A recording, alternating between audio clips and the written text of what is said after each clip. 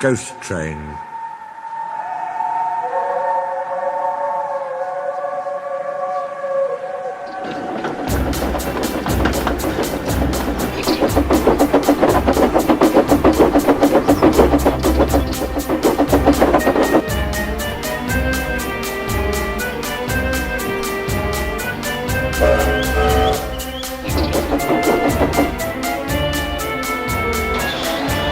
Every year on the date of the accident, it runs again, plunging into the gap, shrieking like a lost soul. Percy, what are you talking about? A ghost train. Driver saw it last night. Where? Asked Thomas and Toby together. He didn't say, but it must have been on our line. He says ghost trains run as a warning to others. Oh, he went on, it makes my wheels wobble to think of it. Pooh, said Thomas. You're just a silly little engine, Percy. I'm not scared. Thomas didn't believe in your ghost, said Percy next morning. His driver laughed. Neither do I. It was a pretend ghost on television. Percy was disappointed, but he was too busy all day with his stone trucks to think about ghosts. That evening he came back, light engine, from the harbour. He liked running at night.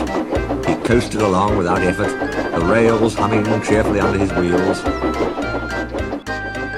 and signal lights changing to green at his approach. He always knew just where he was, even in the dark. Crow's Farm Crossing, he chanted happily. We shan't be long now.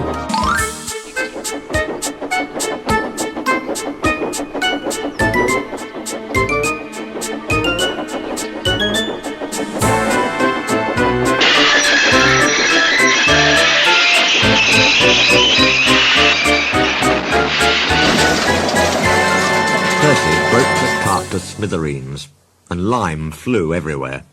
They found no one at the crossing, so went on to the nearest signal box. "Hello," said the signalman. "What have you done to Percy?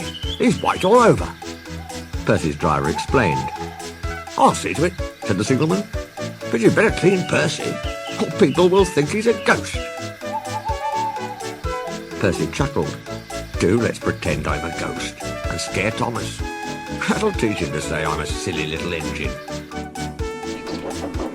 On their way they met Toby, who promised to help.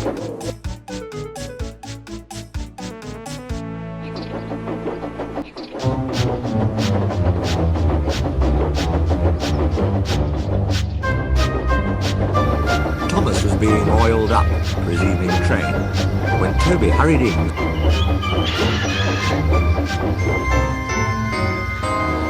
"Percy's had an accident." "Poor engine," said Thomas. "Botheration. That means I'll be late." "They've cleared the line for you," Toby went on. "But there's something worse."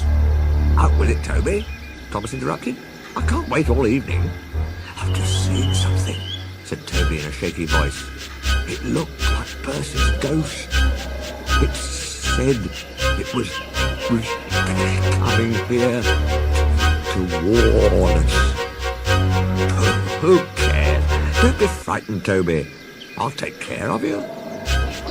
Percy approached the shed quietly and glided through it. "Peep! Peep! Peep! Peep! Peep!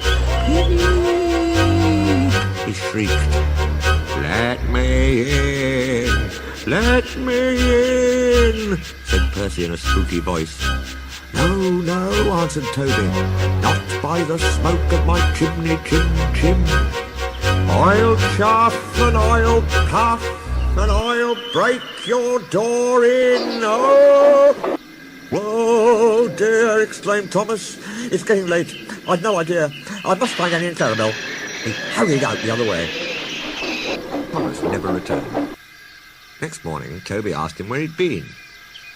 "Oh, well," said Thomas, "I knew you'd be sad about Percy, and I didn't like to intrude. I slept in a good shed, and Oh, he went on hurriedly. "Sorry, can't stop. Got to see a coach about a train." And he shot off like a jackrabbit. Percy rolled up alongside. Well, well, well, he exclaimed. What do you know about that? Anyone would think, chuckled Toby, that our Thomas had just seen a ghost.